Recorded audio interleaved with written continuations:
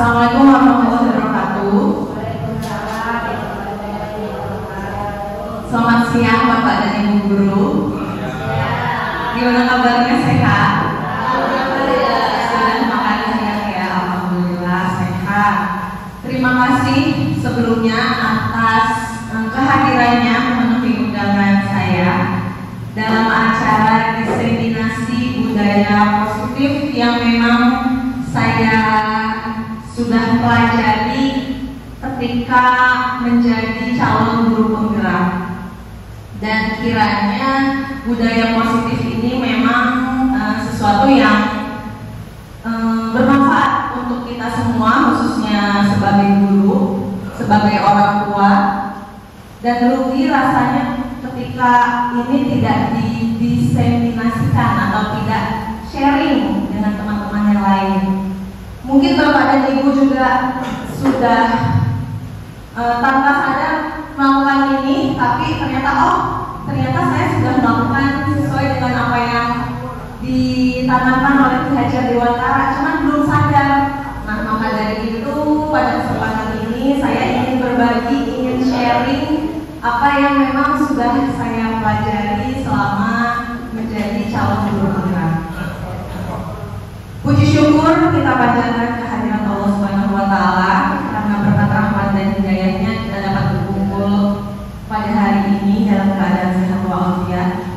Salawat serta salam tidak lupa kita limpah curahkan kepada junjungan Nabi besar Muhammad SAW, kepada keluarganya, para sahabatnya, dan juga kita selaku umatnya. Semoga kita mendapat syafaatnya nanti di yaumul akhir. Amin amin ya rabbal.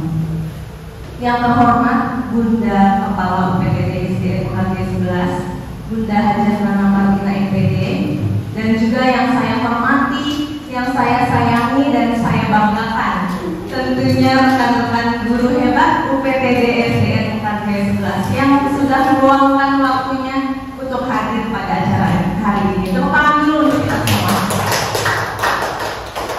Baik, acara pertama yaitu sambutan dan pembukaan dari Bunda Kepala Sekolah. Kepadanya disilakan.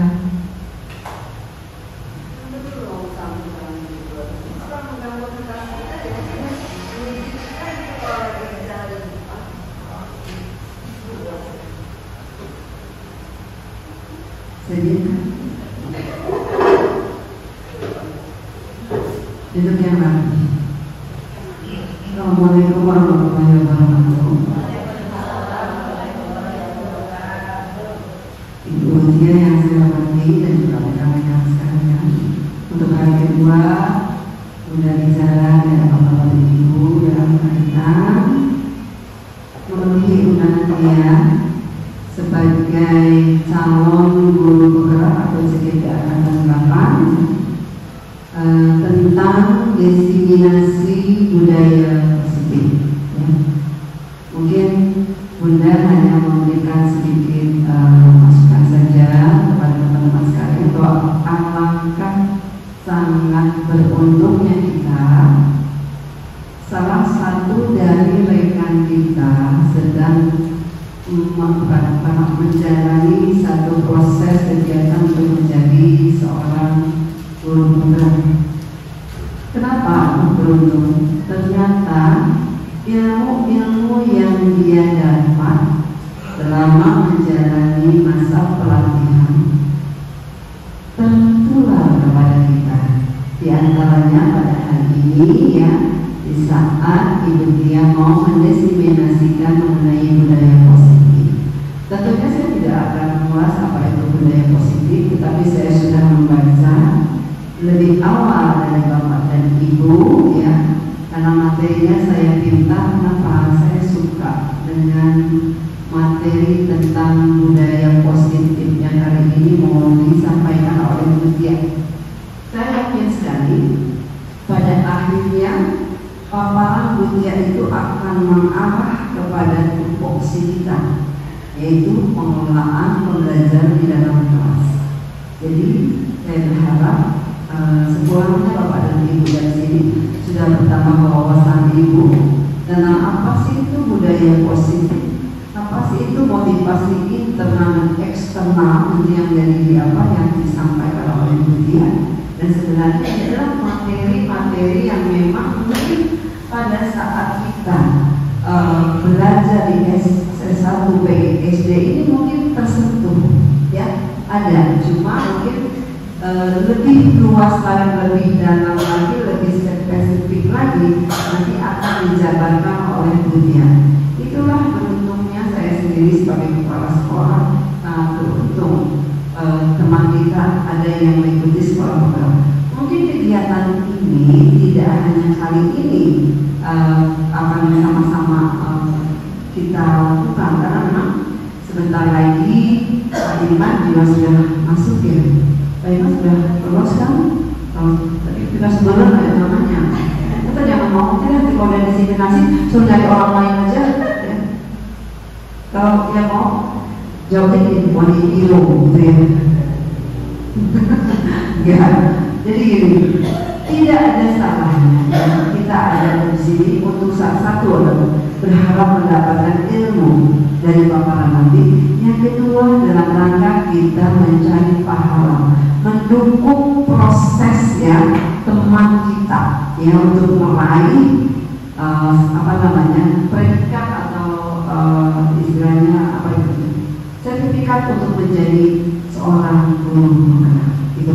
Tadi mudah ya, tidak ada salahnya kita ada di sini, ya kan, bersama-sama dengan teman-teman yang lain. Karena bukan hanya sekali ini, nanti pun Pak Irman, Bu Tati insya Allah nanti lulus, Pak Teja insya Allah nanti lulus, mungkin akan datang Pak Teja kan? Bu Mila nanti lulus ya, sama-sama akan meminta bantuan kita ya untuk menjadi audiens dari kegiatan diseminasi kami. Itu saja ya, sambutan dari Bunda, ikuti kegiatannya dengan baik, dan kita pun akan sama-sama menyimak kepada Ibu karena sama-sama ingin tahu apa sih budaya positif itu yang memang harus dikembangkan, tidak hanya di lingkungan sekolah, di lingkungan di mana saja kita berada ya.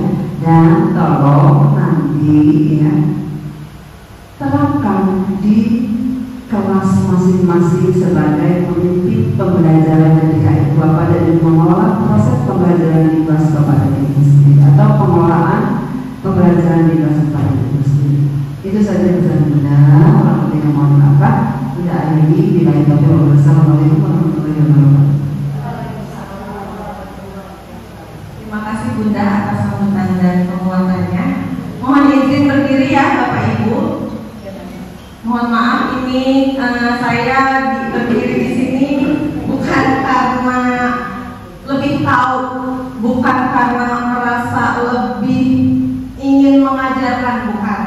Tapi kita bersama-sama di ruangan ini untuk sama-sama kita sharing ilmu yang kedepannya mungkin akan sangat bermanfaat untuk kita semua. Marilah sama-sama kita buka acara hari ini dengan membaca basmalah. Bismillahirrahmanirrahim. Baik, yang pertama Bapak Ibu, kita mau mencoba dulu, bukan mencoba, tapi memperkenalkan dulu ya. Saya diberikan guru penggerak Angkatan 8 Kota Depok ini bersama atau didampingi oleh fasilitator dan pengajar praktik. Fasilitator saya ini Bapak Hafiz Kurniawan, beliau guru di SD salah satu sekolah dasar negeri di Bandung, Provinsi Jawa Barat. Kemudian Ibu Eko Agusnahing Purwaningsih, MPD sebagai pengajar praktik saya, dan beliau ini mengajar di SD Negeri RRI Cisalak. Dan tentunya saya sendiri yang Bapak Ibu guru sudah kenal karena kita sudah bersama-sama lebih dari berapa tahun Bapak Ibu? Lama pokoknya ya. Sustiani Auliarahmi sebagai calon guru penggerak Angkatan 8 Kota Depok. Hari ini budaya positif yang akan saya paparkan yaitu ada 6. Jangan dilihat oh 6 banyak, mudah-mudahan 6 ini tidak terasa karena saking bermanfaatnya gitu. Oh jadi nggak terasa nih, padahal ada 6 materi yang hari ini akan kita sama-sama ikuti. Yang pertama tentang disiplin positif, Yang kedua, motivasi perilaku manusia. Ketiga, keyakinan kelas. 4, kebutuhan dasar manusia. Yang kelima, 5, posisi kontrol. Dan yang terakhir adalah segitiga restitusi. Sebelumnya kita mau mencoba dulu. Bapak dan Ibu, saya minta coba bersama dengan salah satu temannya, berpasangan ya, berdua dengan temannya.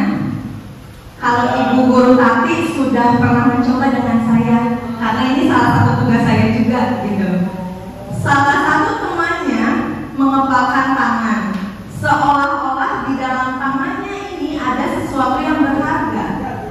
Gantian jadi ya, teman si A-nya dulu nih memegang sesuatu yang berharga di kepala tangannya.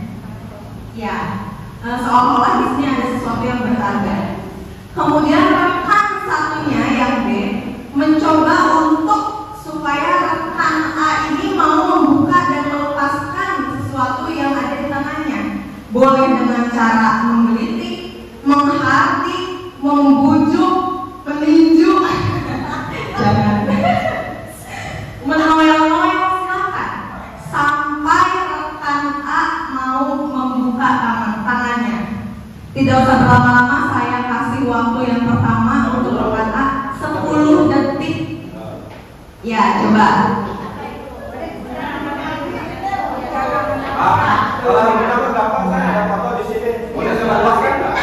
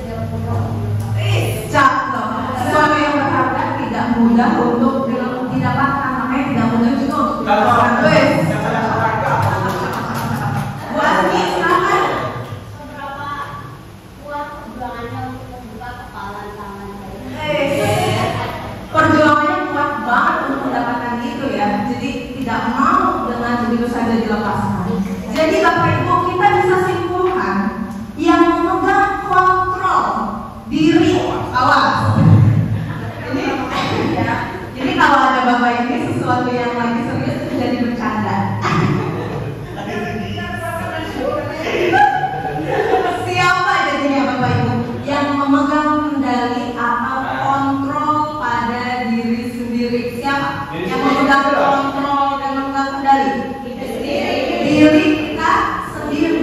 mau melepaskan, kita mau tetap mempertahankan, posisi kendali ada dalam diri kita sendiri. Itu dia yang ingin kita sama-sama membuka jalan untuk materi disiplin positif dan lain sebagainya. Disiplin positif kebanyakan orang memang akan menghubungkan kata ini dengan kata tertib, teratur, kepatuhan pada peraturan. Kata disiplin juga sering dihubungkan dengan hukuman. Padahal Bapak Ibu, disiplin itu sangat berbeda jauh dengan apa yang melintas dalam pikiran kita. Disiplin yang dimaksud pada disiplin positif ini adalah disiplin diri, di mana yang memiliki motivasi internal adalah diri kita sendiri. Motivasi untuk menjadi disiplin itu posisinya atau kendalinya ada di dalam diri kita sendiri. Dan pengertian disiplin sebenarnya jauh berbeda dari kata-kata hukuman. Disiplin ini berasal dari bahasa Latin disiplina yang artinya belajar. Gak ada tuh arti hukuman peraturan, tapi belajar. Kemudian disiplin juga ini merupakan akar dari kata yang sama, disiplin atau murid atau pengikut. Jadi disiplin ini sebenarnya mempelajari bagaimana cara kita untuk belajar. Untuk belajar apa? Belajar untuk mengontrol diri dan bagaimana kita dapat menguasai diri untuk memilih tindakan yang mengacu pada nilai-nilai yang kita sendiri hargai. Tentunya kita mempunyai nilai-nilai yang kita hargai. Menjadi orang yang bertanggung jawab itu kan nilai yang kita hargai. Menghargai orang lain itu nilai-nilai yang kita hargai. Karena disiplin ini adalah bagaimana kita dapat memilih tindakan untuk mencapai nilai-nilai yang tadi kita inginkan atau sesuatu yang kita hargai. Dengan kata lain, seseorang yang memiliki disiplin sendiri atau disiplin diri berarti mereka bisa bertanggung jawab terhadap apa yang dilakukannya, karena mereka mendasarkan tindakannya berdasarkan nilai-nilai kebajikan universal. Ngomong-ngomong tentang nilai-nilai kebajikan universal, ada yang terlintas di benak nilai-nilai kebajikan universal itu apa? Kira-kira? Universal studio.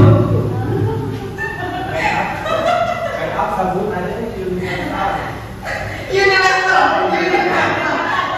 Astagfirullahaladzim. Apa kira-kira nilai-nilai kebajikan universal? Universal itu apa? Iya. Ini apa maksudnya? Mulai.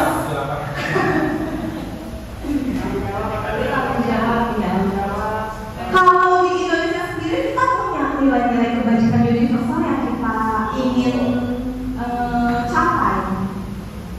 Ngomong-ngomong apa ya nilai-nilai kebijakan universal itu?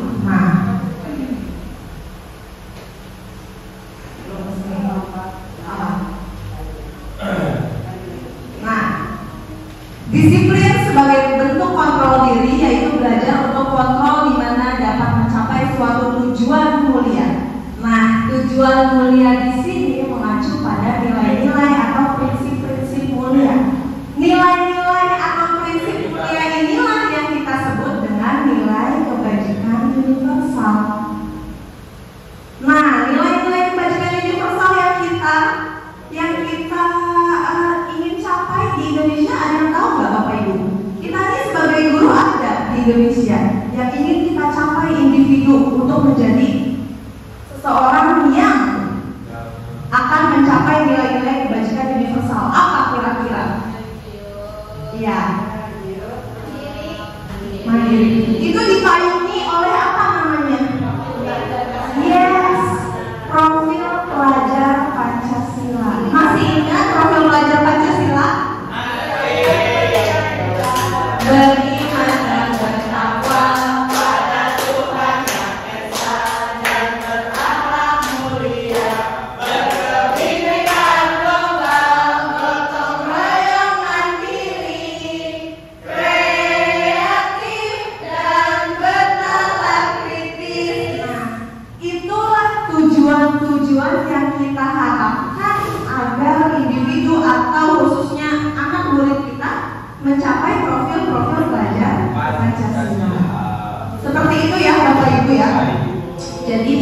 kebajikan adalah sifat-sifat positif yang ingin kita capai.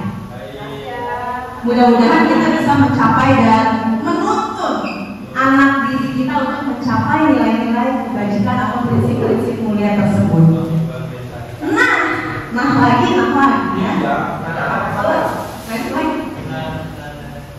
Seseorang melakukan sesuatu perilaku itu tentunya memiliki motivasi, ya nggak? Kita datang jam 7. Apakah motivasi kita karena takut hukuman? Apakah motivasi kita karena ingin mendapat penghargaan? Atau motivasi kita itu memang sebagai tanggung jawab diri kita? Sebagai orang harus bertanggung jawab. Apa? Tanggung jawab dan sebagai teladan terhadap siswa. Betul. Tepuk tangan untuk kita semua. Memang ya, kalau SDN Pekarti 11 guru-gurunya itu nggak pernah telat ya Bunda. Dan memang karena dirinya sendiri tanggung jawab supaya mengajarkan anak menjadi disiplin karena melihat gurunya juga disiplin. Nah, kalau Bunda kan banyak kegiatan. Itu beda, Bunda banyak kegiatan. Nah itu motivasi perilaku manusia yang tadi kita sebutkan sama-sama. Hukuman bertujuan untuk menghindari hukuman atau ketidaknyamanan. Aduh, kalau telat gaji kesan potong nih. Tapi kita enggak, ya enggak, kita enggak. Oh, kita datang setiap hari pagi-pagi biar dipuji sama Bunda. Enggak ya? Enggak. Ada Bunda tetap. Betul. Nah, bagi kita yang ketiga ya, Bapak Ibu ya, melakukan sesuatu karena nilai-nilai yang mereka yakini dan hargai. Motivasi ini bersifat internal karena munculnya dalam diri kita sendiri, bukan karena iming-iming orang lain, bukan karena takut akan peraturan yang memotong kesra misalnya. Bukan dari motivasi eksternal, tapi dari diri kita sendiri. Kemudian ada penghargaan, itu juga termasuk hukuman. Ternyata saya sendiri sebelum mempelajari ini sering sekali memberikan anak itu penghargaan. Kita nanti bintangnya banyak-banyak dapat sesuatu. Itu ketika saya mempelajari ini, saya seperti tertampar oleh kenyataan. Jangan, udah sekali aja. Karena ternyata sesuatu yang saya yakini dan saya anggap benar selama ini, ternyata itu adalah sesuatu hukuman juga untuk anak murid. Mungkin bukan untuk jangka panjang atau bukan untuk anak yang diberikan sesuatu, tapi untuk anak murid lainnya itu juga merupakan suatu bentuk hukuman. Kenapa guru ini ibu guru kasih logam mulia 100 gram? Karena ibu guru menjadi peringkat 1. Bagaimana perasaan bapak dan ibu?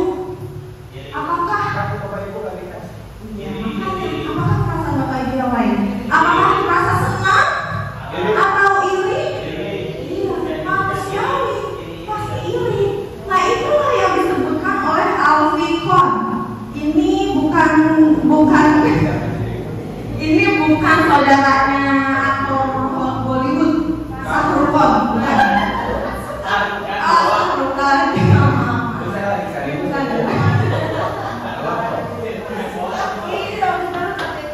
Ini tahun 93, Mr. Alfikon ini sudah menyebutkan bahwa baik penghargaan ataupun hukuman itu cara-cara mengontrol perilaku seseorang yang dapat menghancurkan potensi untuk pembelajaran yang sesungguhnya.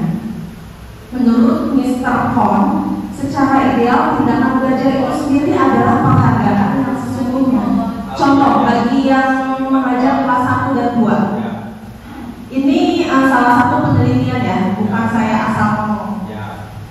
Ketika anaknya tadinya tidak bisa membaca, akhirnya kita sebagai guru terus-menerus mengajarkan membaca anak itu. Akhirnya anak itu bisa mengenal huruf sampai akhirnya bisa membaca satu kalimat.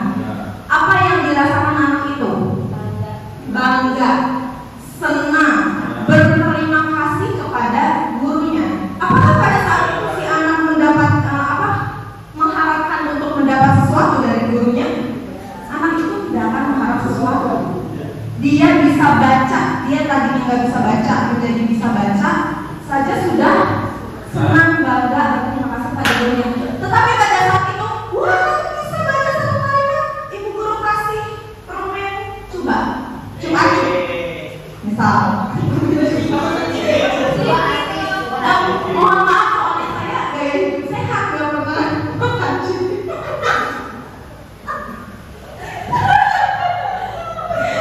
Kembali ke ketika perasaan anak itu bangga dan lain sebagainya, akhirnya ibu gurunya ngasih permen serat. Apa yang dirasakan anak itu? Oh, biasa aja. Biasa aja. Jadi biasa aja.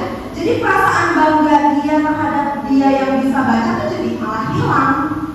Kita menghargainya dengan hanya berupa permen. Seperti itu contoh kasusnya. Jadi pembelajaran itu sendiri sudah merupakan suatu penghargaan yang sudah dicapai oleh si anak tersebut. Begitu Bapak Ibu. Jadi penghargaan itu merupakan sebuah bentuk dukungan juga ternyata. Senang, tapi ya sudah. Akhirnya, iya.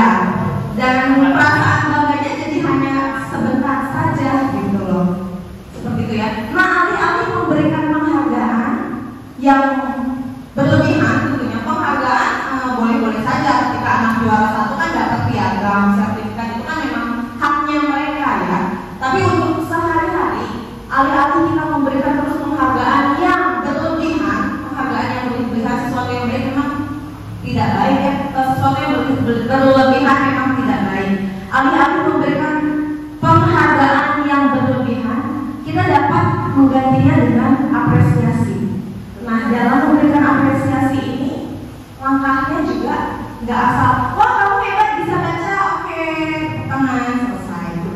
Nah, berikan kalimat pembuka terlebih dahulu, sebutkan kapan kejadiannya. Contoh, Pak Gali, kemarin ibu guru memperhatikan. Sebutkan nilai kebajikan apa yang Gali lakukan. Gali, kemarin ibu memperhatikan. Rasa empati dan menolongmu sangat besar. Nah, jadi sebutkan nilai kebajikan sehingga anak tersebut tahu dipujinya itu karena sesuatu nilai kebajikan yang baik. Kemudian sebutkan juga situasi kebajikannya. Apa? Pada saat kamu menolong Pak Irman yang jatuh di got.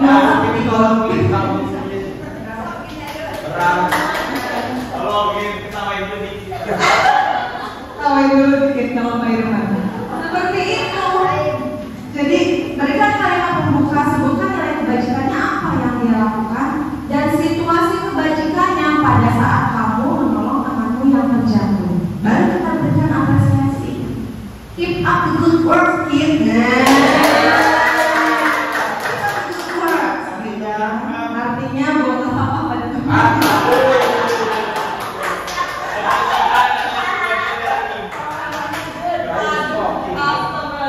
Baru saat itu berikan apresiasinya. Gak usah dikasih permen lagi, gak usah. Lebih mengena. Lebih menyentuh. Nah, kalau guru kayaknya lebih suka ini ya. Iya, beda-beda.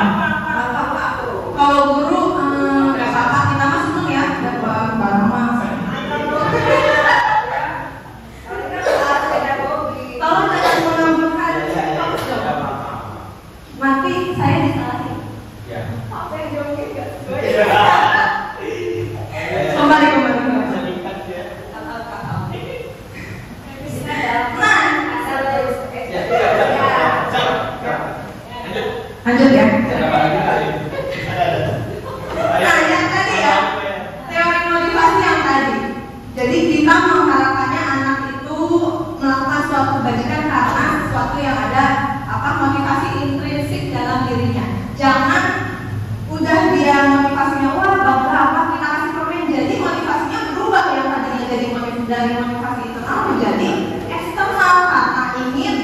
mendapatkan imbalan atau ingin menghindari hukuman atau ketidaknyamanan. Kita angkat itu motivasi anak itu untuk menjadi orang yang mereka inginkan dan menghargai diri sendiri dengan nilai-nilai yang mereka percaya. Makanya pada tahap apresiasi kita berikan, sebutkan nilai-nilai kebajikannya itu apa. Saat siswa melakukan kesalahan, apakah siswa akan diberi hukuman atau konsekuensi yang diperoleh siswa atau justru restitusi? Apa bedanya hukuman, konsekuensi, dan restitusi? Nah, hukuman, konsekuensi, restitusi.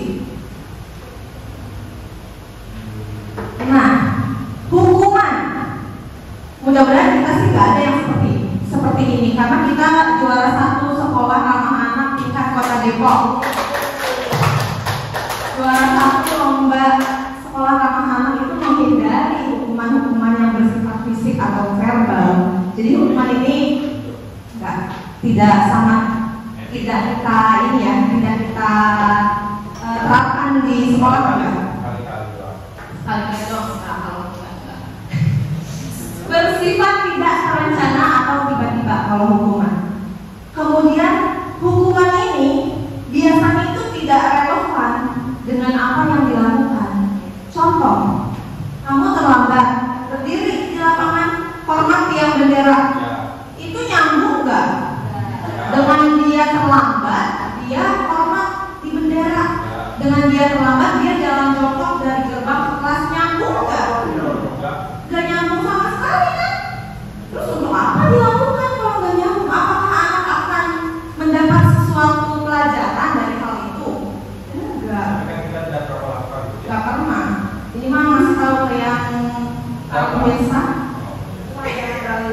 Zaman Babila ya. Jadi hukuman itu tiba-tiba dan nggak relevan dengan apa yang dilakukan.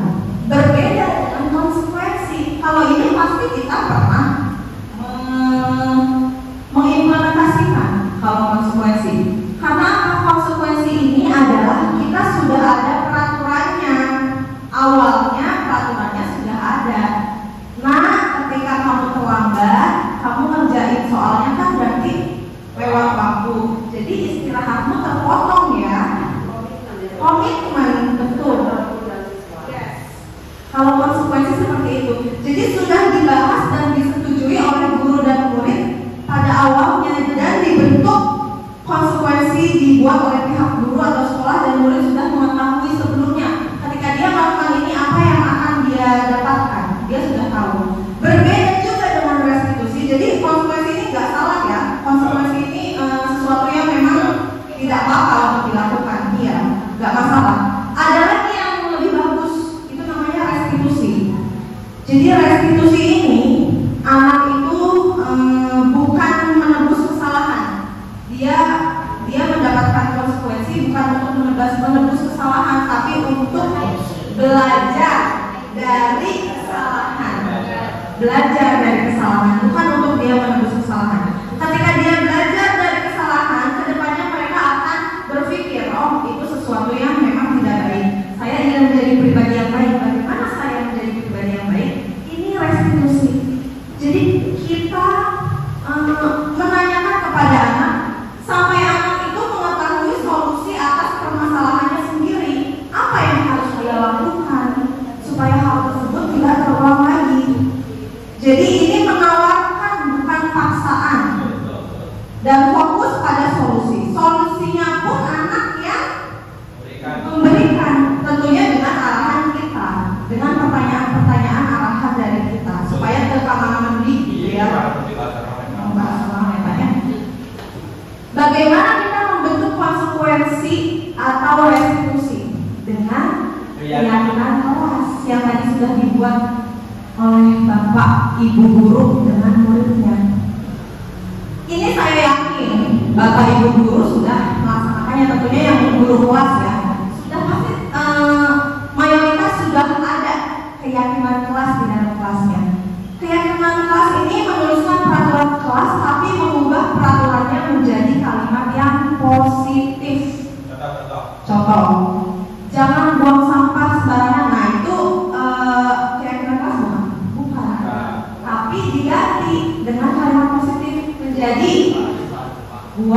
sampah pada tempatnya. Atau tidak mengejek teman saat di kelas.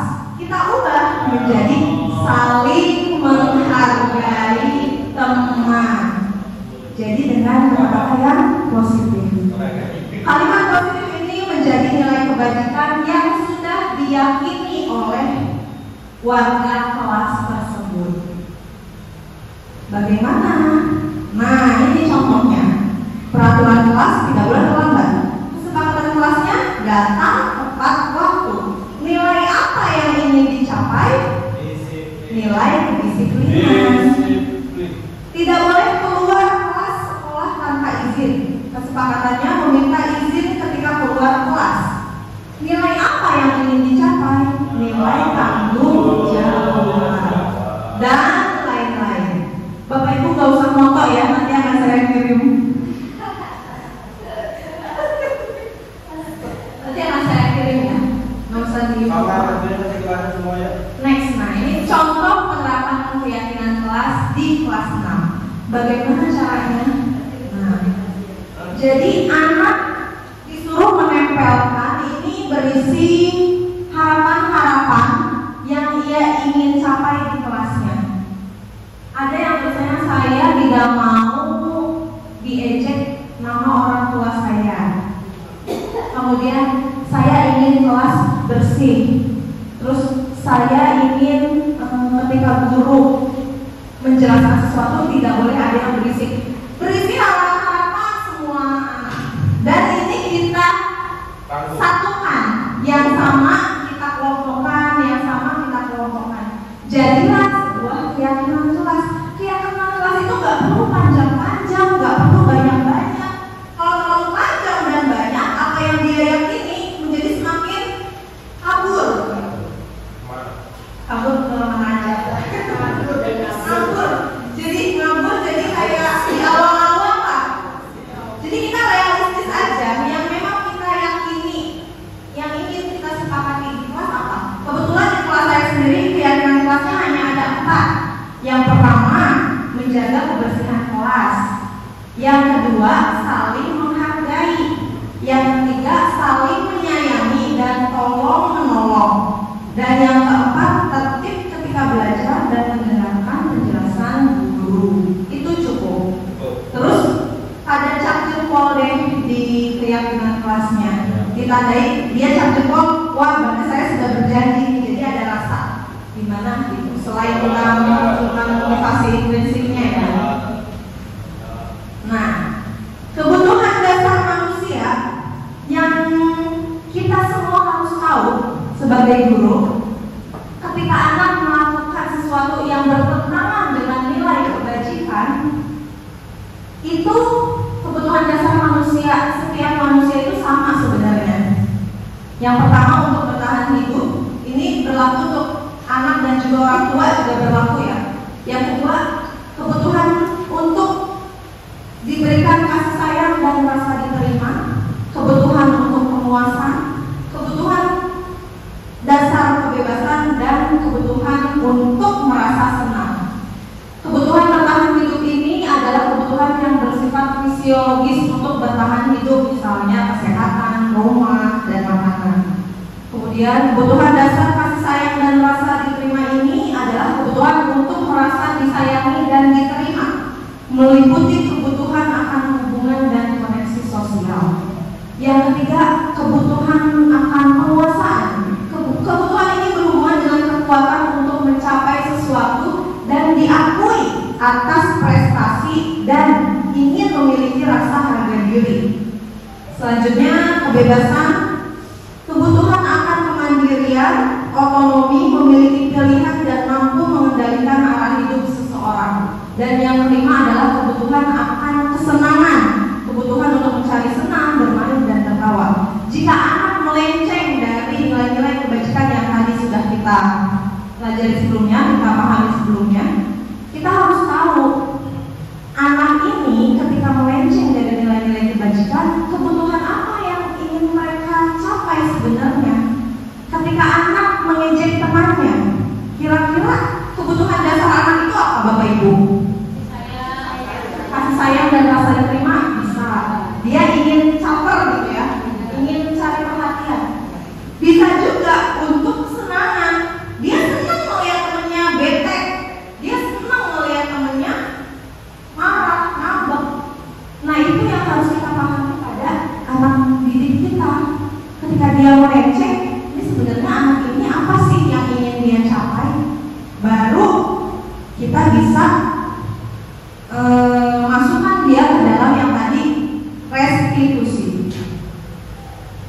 Kemudian 5 posisi kontrol ini adalah diri guru sendiri ya. Berdasarkan teori kontrol Dr. William Glasser, ada 5 posisi kontrol yang diterapkan seorang guru, orang tua ataupun atasan dalam melakukan kontrol. Nah, kelima posisi kontrol tersebut yaitu penghukum, membuat merasa bersalah, teman, pemantau, dan manajer. Nanti kita sama-sama analisis sendiri kira-kira kita sebagai guru ini posisi kontrol kita terhadap anak murid kita berada di posisi yang mana? Apakah kita sebagai penghukum? Apakah kita sebagai pembuat rasa bersalah? Apakah kita sebagai pemantau atau manajer? Nah, kita lihat. Posisi kontrol seorang guru yang kontrolnya adalah sebagai penghukum. Ketika anak berbuat salah, kita melotot dengan nada suara tinggi. Patuhi aturan saya. Kamu lagi. Nah, ini adalah kalau seperti itu cara penanganan kita, berarti kita posisi kontrolnya adalah posisi kontrol sebagai penghukum. Apa yang akan terjadi pada murid? Murid akan menjadi agresif dan pendendam. Lebih parahnya dia menjadi dendam terhadap gurunya. Lihat aja nanti kalau yang anak gede ya, mungkin kalau anak SD nggak akan kepikiran ke sana. Kalau yang sudah usia dewasa, lihat aja nanti bannya gue kempesin misalnya, bannya saya tusuk paku misalnya, bisa menjadi seperti itu. Yang kedua, pembuat rasa bersalah. Nada suaranya kelas, sedih, bahasa tubuhnya merapat pada anak dan lesu. Kamu gak kasihan ya sama orang tuamu? Orang tuamu ini udah berjuta-juta loh nyekolahin kamu ke sini misal. Tapi kok kamu begitu? Apa yang akan dirasakan oleh anak? Anak menjadi merasa dirinya tidak berharga, dan pembuat rasa bersalah ini ingin anaknya untuk merasa bersalah. Kemudian yang menjadi teman bagaimana? Nada suaranya ramah, akrab dengan anak, bercanda, terus mata dan senyum yang jenaka. Murid akan merasa senang dan akrab dengan guru ini. Jadi dari kelima ini, Bapak dan Ibu, 2 diantaranya merupakan sesuatu yang kita hindari. 3 diantaranya kita apa namanya? Kita implementasikan, nggak apa-apa. Nah, di sini ibu bapak guru bisa menganalisis dirinya sudah berada di posisi kontrol yang mana. Apakah yang teman? Ini termasuk dampak positif. Hanya saja si negatifnya murid tersebut mungkin akan tergantung pada guru tersebut, dan kalau sopannya hanya ke guru tersebut. Jadi murid tidak akan bisa membedakan guru sebagai guru dan guru sebagai teman. Seperti itu. Jeleknya di situ. Tapi kalau untuk kebutuhan psikologis ya, mungkin ini bagus. Cuma negatifnya di situ. Dan ini posisi pemantau. Nada suaranya datar, bahasa tubuh formal. Kamu terlambat 15 menit. Apakah kamu sudah mengerti konsekuensi yang harus dilakukan apabila terlambat? Nah, diberi konsekuensi. Mikir sendiri anak apa ya? Murid memahami konsekuensi yang harus dijalankan karena memang dia telah melanggar salah satu peraturan sekolah. Dan yang terakhir ini manajer. Posisi kontrol inilah yang paling tinggi yang kita harapkan ada pada diri kita, yaitu sebagai manajer. Posisi saya sendiri masih di pemantau. Sebelum mengikuti CGP saya di teman. Setelah memahami alur CGP dan sesuainya, saya memposisikan diri menjadi pemantau dan sedang menuju kepada manajer.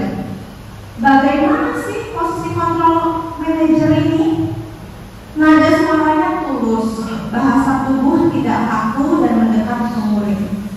Guru akan mengembalikan tanggung jawab pada murid untuk mencari jalan keluar dari permasalahannya, tentu dengan bimbingan guru.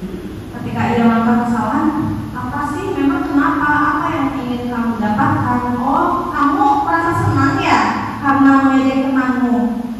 Namun menurutmu apakah itu sesuatu yang baik untuk dilakukan? Jika kamu yang di posisi temanmu, bagaimana perasaanmu? ibu, saya bete. Nah, bisa nggak kamu mencari kesenangan tanpa menyakiti hati temanmu?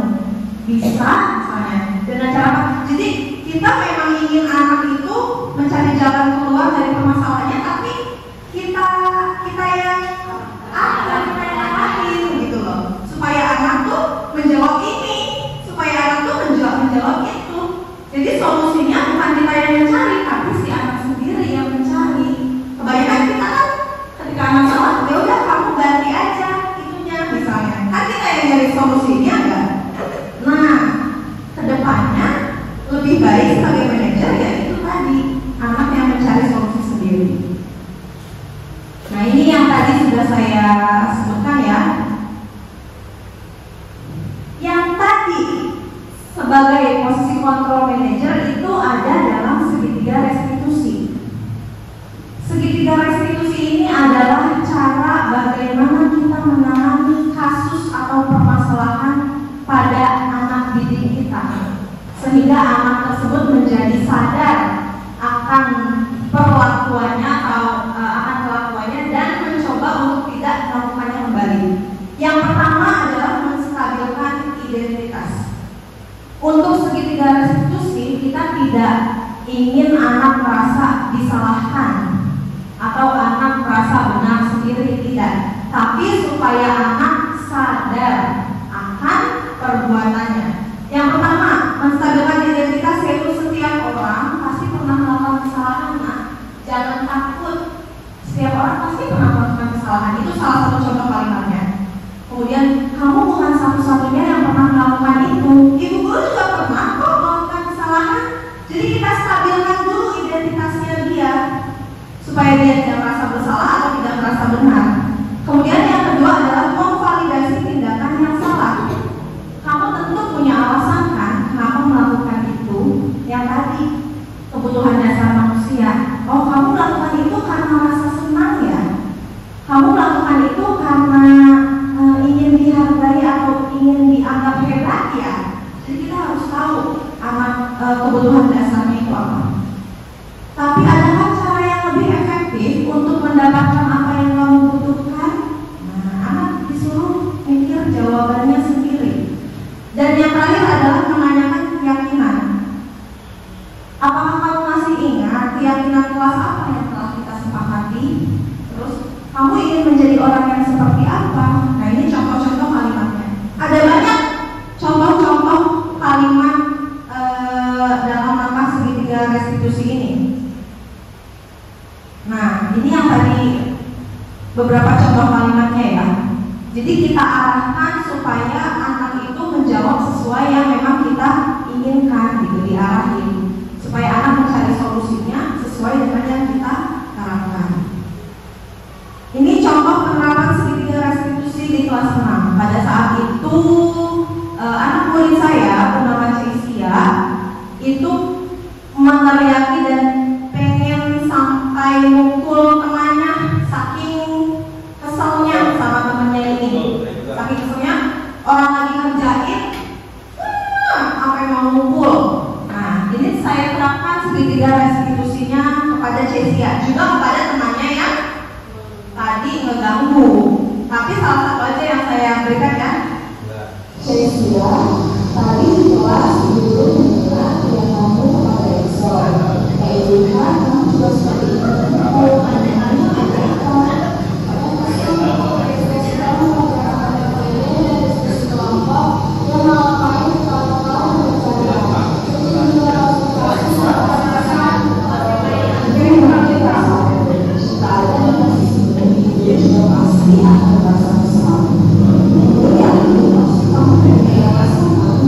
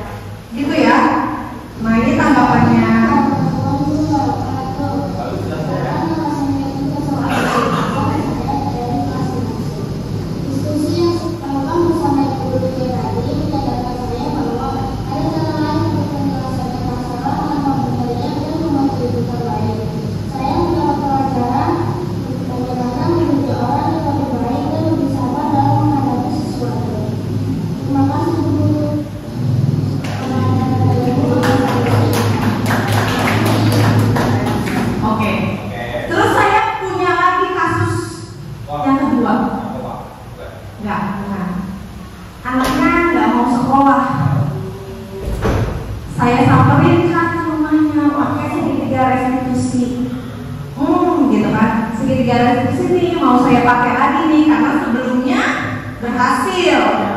Sebelumnya saya pakai selalu berhasil. Saya samperin, saya pakai segitiga restitusi. Dan anak ini alhamdulillahnya menjawab sesuai yang kita arahkan. Saya ingin jadi pegawai lagi. Nah, menurut Bapak Ibu kira-kira anak tersebut berhasil nggak saya segitiga restitusi saya yang kepada anak tersebut? Menurut Bapak Ibu guru berhasil nggak? Yang anak yang nggak masuk itu menurut Bapak Ibu guru berhasil nggak? Berhasil. Ya, berhasil ya. Enggak berhasil Bapak ya.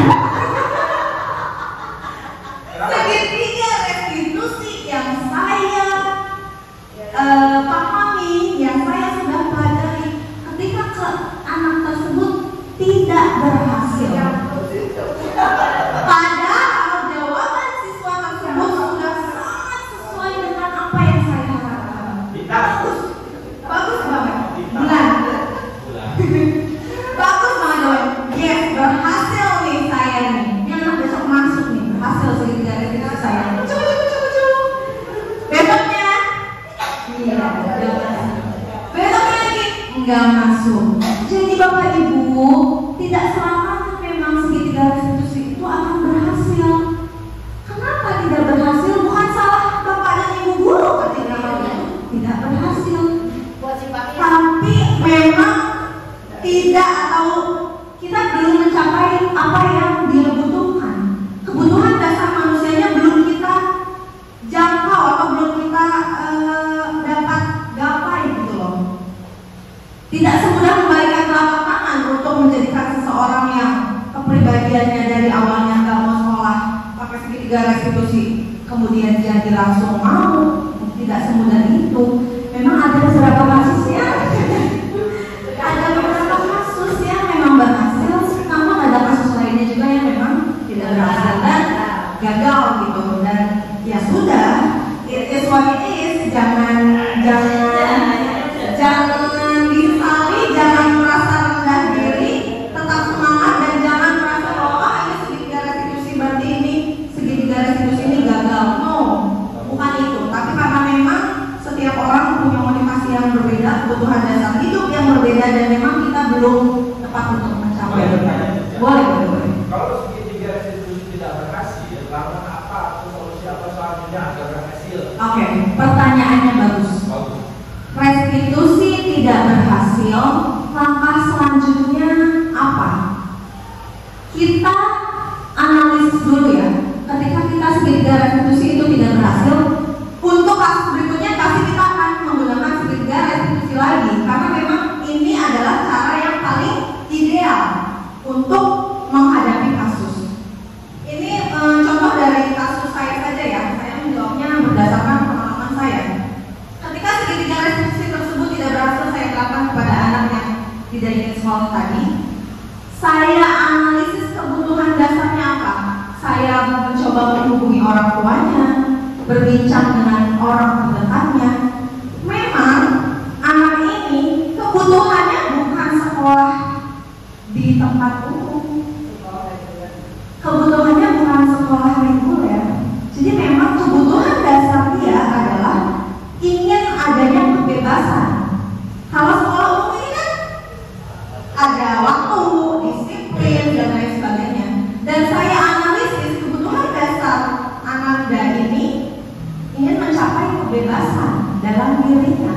Karena ketika dia keluar dia happy, dia main gitar, dia jalan-jalan, dia happy, dia ingin bebas. Oke, kalau gitu. Iya, apakah kita memaksa anak tersebut untuk iya kamu masuk sini? Perlukah itu sebagai guru? Langkah selanjutnya apakah kita memaksa? Sekarang saya tanyakan kembali.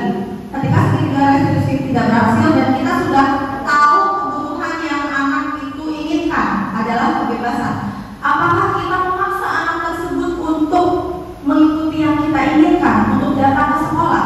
Tidak kan? Itu. Jadi kita memang harus legowo.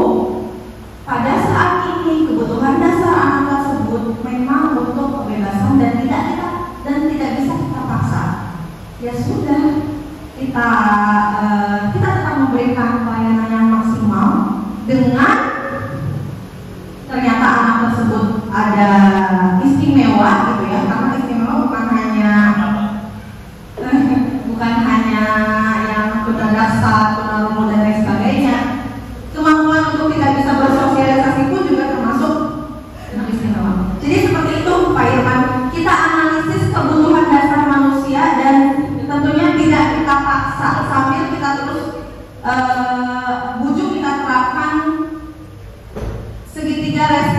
tersebut. Mudah-mudahan apa yang kita ajarkan kepada anak tersebut, mungkin saat ini dia belum menerima, tapi untuk kedepannya dia akan ingat terus bahwa hal tersebut adalah baik dan kita tidak bisa paksa seperti itu. Ya. Jadi ya sudah, menganalisis kebutuhan dan terus mengajarkan dengan segitiga restitusi, mudah-mudahan anak bisa sadar ke depannya.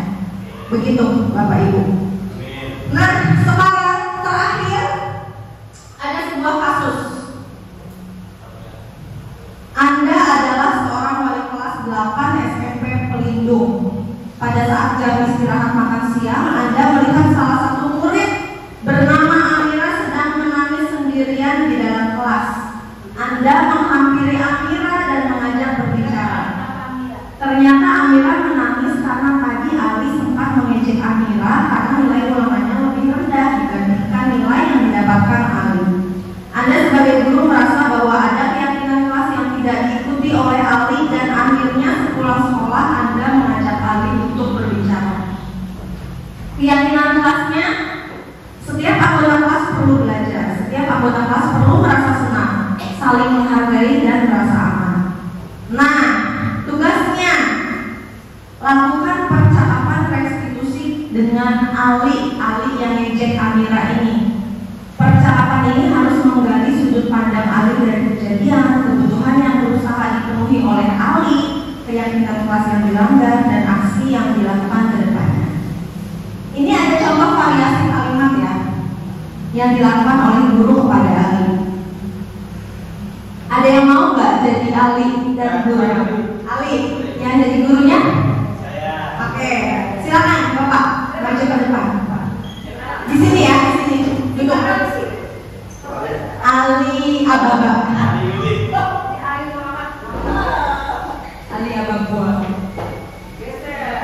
Ini alinya apa Bapak gurunya? Oh, alinya. Oh, Ali. Silakan.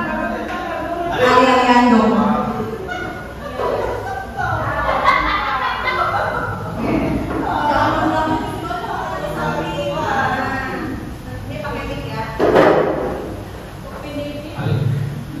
Ali.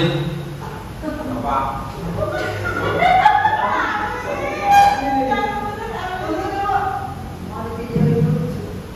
Ali. Bapak.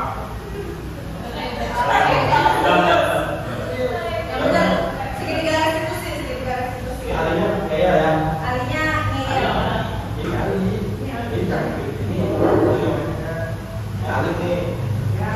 Ali. Ya Pak. Tadi kamu ngapain Amira? Kok Amiranya nangis? Bapak. Ambil aja yang ini Pak. Enggak, tadi Amira perkataannya jadi seperti itu. Emang apa Pak? Kata Amira kamu ngejek-ngejek dia. Iya Pak, kan saya nilainya 90. Iya. 93.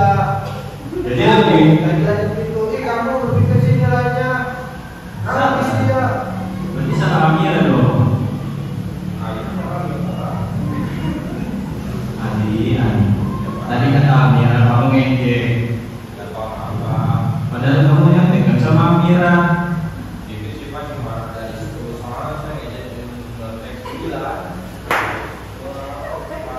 Kamu udah tahu belum perjanjian kelas kita apa? Ya Pak. Apa? Ah, salah. Ada 4 perjanjian kelas kita. Yang pertama itu setiap anggota kelas perlu belajar. Iya Pak. Yang kedua, setiap anggota kelas itu perlu merasa senang. Saya senang Pak, kayak dia. Iya. Kan Bapak ini dulu bacain dulu perjanjian kelas kita. Kamu ini Ali. Yang ketiga, setiap anggota kelas itu perlu saling menghargai. Dan yang keempat, setiap anggota kelas itu perlu merasa aman. Salah satu yang kamu lakukan ke Amira dari 4 itu apa? Saya merasa senang Pak. Salahnya. Oh iya Pak, tadi saya nggak merasa aman juga Pak. Ya. Dan tidak saling Hargai Pak. Saya Kan- nggak belajar Pak, contek ke dia Pak. kan kamu nyontek ke dia. Terus nilainya lebih tinggi kamu. Iya. Berarti kamu tidak Belajar. ya. Tidak jujur Ali. Ya. Kamu merasa paling benar, kamu merasa paling pintar, padahal kamu yang mencontek. Terus kamu dapat nilai besar, terus kamu malah ini si Amira. Ya. Betul ya. Jadi dari keempat itu salah satunya adalah ada pelanggaran yang kamu lakukan atau tidak sesuai kesepakatan. Tahu konsekuensinya apa? Tahu Pak.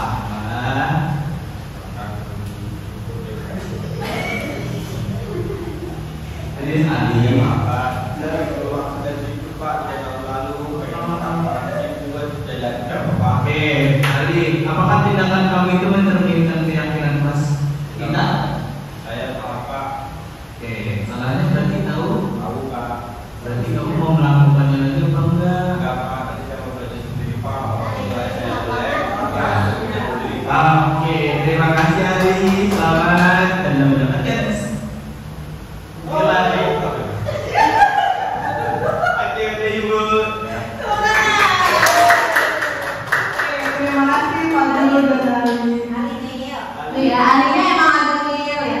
Itulah realitanya. Ketika anak yang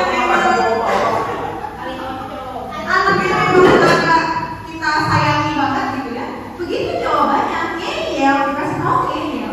Ya kita akan ya. Nah, kamu merasa senang. Apakah ketika dia senang? Apakah Amira merasa senang ketika kamu ngejek? Kan tidak. Besok-besok Ali ingin menjadi orang yang seperti apa? Nah, nanti kan kita pengennya dia lebih baik lagi dan lain sebagainya. Nah, seperti itu Bapak Ibu guru. Semoga apa yang kita pelajari hari ini, kita share hari ini bisa bermanfaat. Saya mohon maaf. Ini di mana ya? Banyak pialanya. Sekolah berprestasi soalnya banyak pialanya.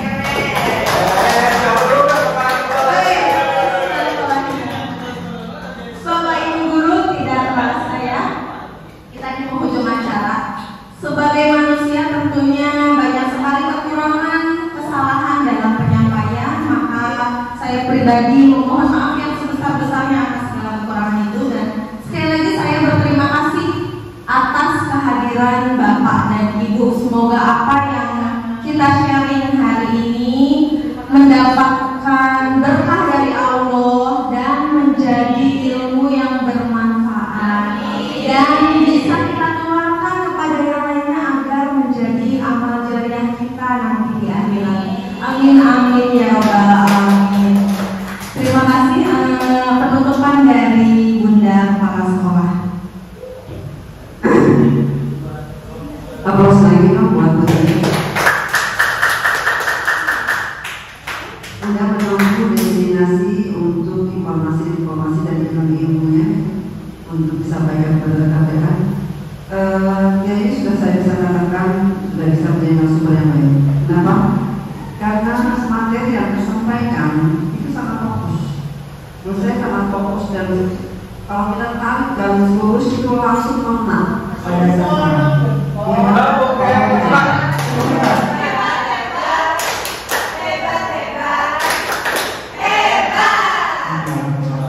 terkadang materi bagus karena ketika menyampaikan materinya ya, yang terkadang tidak bagus tapi untuk dia jempol ya, siap-siap nanti mencari apa itu namanya Widya suara. Ya, itu sopan-sopan. Jadi gini, ada satu hal yang saya mau sampaikan mengenai kaitan si bulan tadi, yang kasusnya ketika di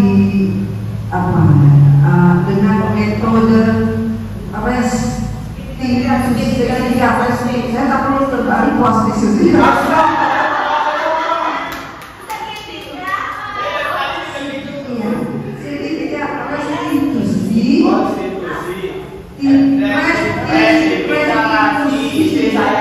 ya, itu ternyata memang tidak tidak semua kasus bisa diselesaikan oleh segitiga restitusi tersebut.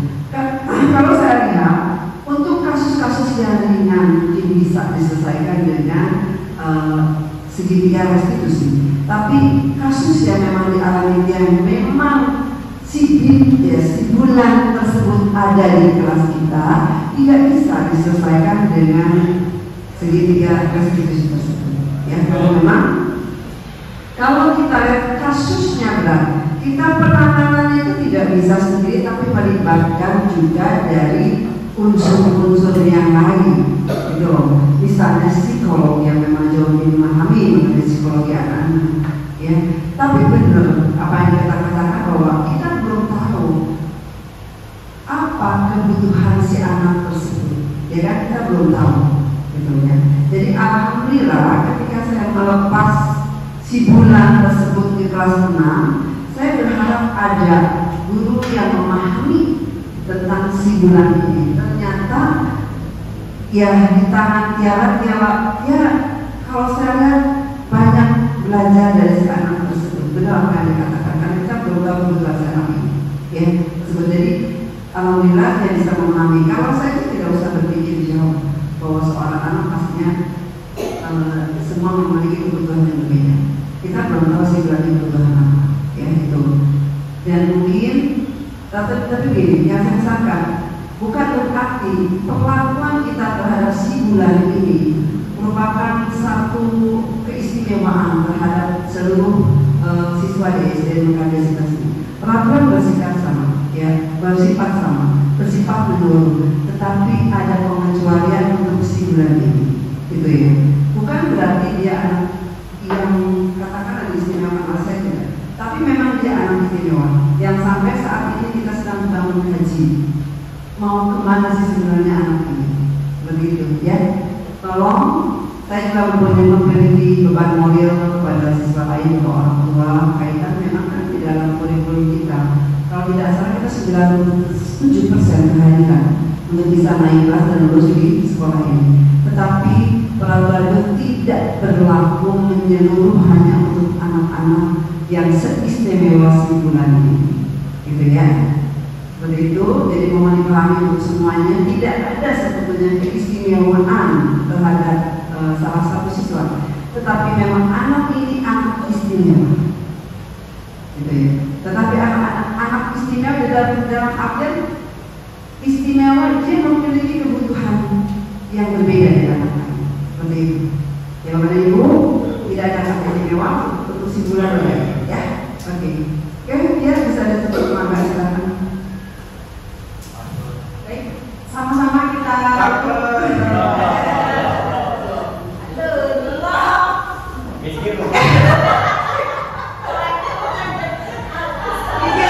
mikir. Karena tidak menyiapkan pantun, Bunda. Oh iya, foto. Nanti kita foto di luar ya, Bapak Ibu ya, buat ini.